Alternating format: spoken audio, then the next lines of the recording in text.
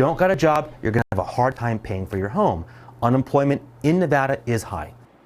Concerns over the housing market, a report ranking Nevada as having the most foreclosure filings right now in the country.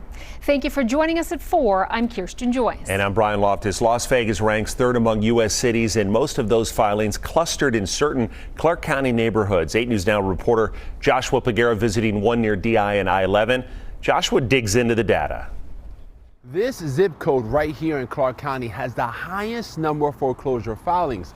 This house right here just sold, but experts I spoke to say despite the number of filings, there's no need to panic. Today, we have more homeownership equity than we've ever had in this country, right? There's 40% of the homes in the country right now are completely paid off. Dustin Dehart is a mortgage lender. He says, yes, unemployment is high in Nevada, which drags the economy, but there's some good with the bad. Certainly some cracks in the economy that we're seeing too to be aware of.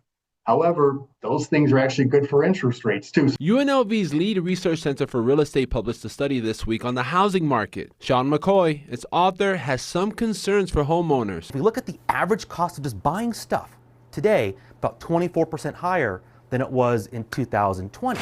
That means people have less purchasing power when it comes to groceries, clothes, and other household items.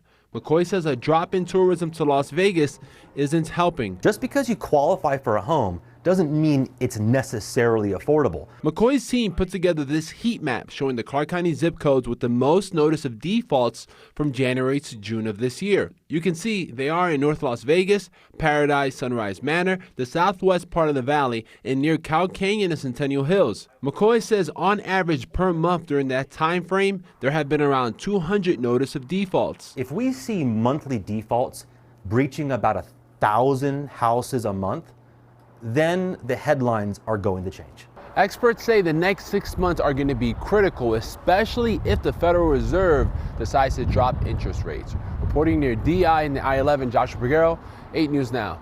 And it will likely happen. The next Federal Reserve meeting will be on September 15th. The market's expected to happen. They'll announce their decision on whether rates will drop on September 17th.